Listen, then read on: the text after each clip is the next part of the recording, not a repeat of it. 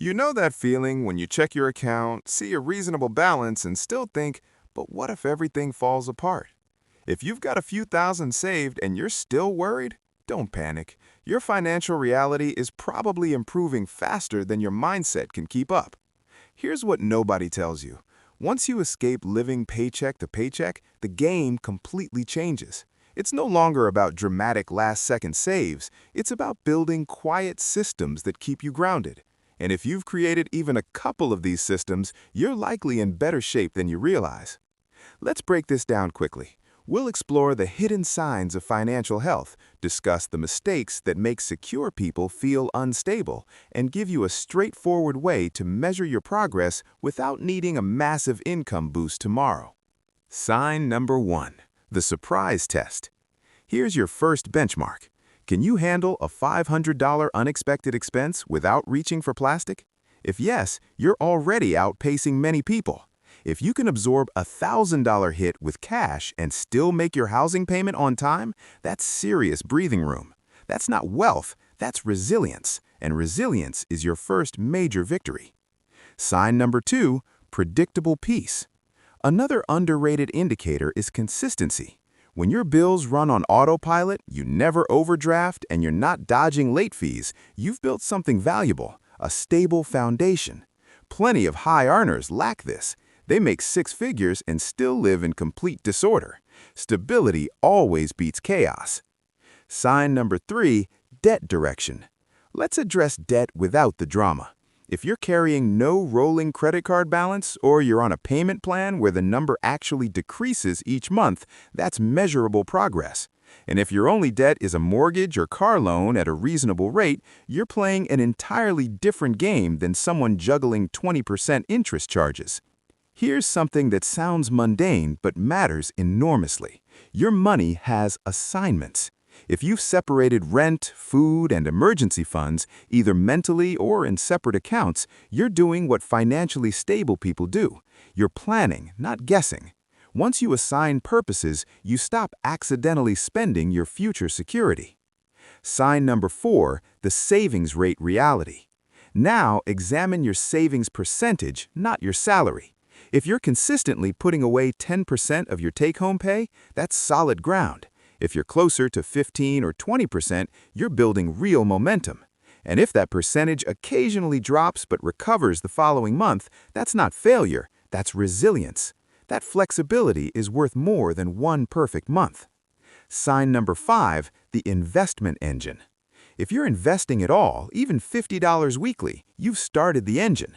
And the sooner you begin, the more unfairly compounding works in your favor. At a 7% average return, just $200 monthly for 20 years becomes roughly $100,000. That's not showing off. That's you quietly purchasing future freedom. Sign number 6, the baseline number. This week, calculate one specific number, your absolute minimum monthly survival cost. Add up housing, utilities, insurance, minimum debt payments, and groceries. If you've saved 1 month of that amount, you're building a foundation. If you've got 3 months, you've created a shock absorber. If you've reached 6 months, you've built actual freedom. Sign number 7, the system runs itself. Here's the sneaky sign most people miss. Your financial habits don't require motivation anymore. If your transfers happen automatically, you've crossed a critical threshold because motivation fades, systems don't. When payday arrives and 5% flows to savings, 10% goes to investments, and bills get paid without thought, you've built a machine that operates even when you're exhausted. Let me tell you about Ron. Ron makes $65,000 annually. He's got $4,000 in emergency savings. He invests $300 monthly on autopilot, and his bills are boring and predictable. He doesn't look flashy, but he sleeps soundly at night.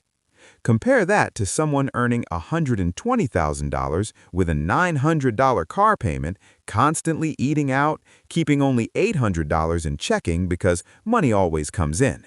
They look successful. They feel stressed constantly. If you're closer to Ron, you're financially healthier than you think. even if your salary isn't impressive, because financial health is mostly about margin, the space between what comes in and what goes out. Margin means a mistake doesn't destroy your entire month. Margin means you can decline things you don't want. Margin means a surprise bill is annoying, not catastrophic. The action step. Here's what you can actually do this week. Set up one automatic transfer that happens the day after payday, even if it's just $25. Send it to savings if you're building your emergency fund, or to investments if your safety net is already existing. The amount matters less than the automation because you're building identity. I'm someone who pays future me first. The two traps. Let me show you the two traps that make financially stable people feel unstable. Trap 1, comparing your reality to someone else's highlight reel. You see vacations, cars, new houses on social media. You don't see credit card balances, family loans, or the fact they're saving 2% and calling it sufficient. Your scorecard has to be yours alone. Trap 2 is confusing cash with safety. Cash feels secure because it doesn't fluctuate. But if your entire future sits in a savings account earning minimal interest while inflation erodes purchasing power, you're paying a hidden tax. Having cash is smart. Having only cash is usually fear disguised as caution. The better approach? Build layers. Layer 1 is checking for bills. Layer 2 is your emergency fund, typically 3 to 6 months of baseline expenses. Layer 3 is investing for long-term goals. When your money has layers, you stop asking one pile of dollars to do everything. That's when your anxiety calms, because most financial stress is just unclear structure. The simple decision tree. If you've got less than 1 month of expenses saved, your next win is building that first month. Even $100 per paycheck gets you there faster than you expect. If you've got 1 to 3 months saved, you're in the buffer zone. Your next win is reaching 3 months and eliminating any high-interest debt above 10%. If you've got 6 months saved with no credit card debt and you're investing 15 to 20% of take-home pay, you're not just healthy, you're thriving. Time is doing heavy lifting for you now. The bottom line. If your bills are predictable, your debt's controlled, you've got even a small emergency fund, and you're saving or investing consistently, you're financially healthier than you think. The goal isn't feeling rich. The goal is eliminating fragility, then building options, then protecting your progress. Keep your lifestyle one step behind your income. Keep your systems automatic. Keep your focus on the big levers, not the tiny guilt purchases. You're closer than your anxiety is telling you.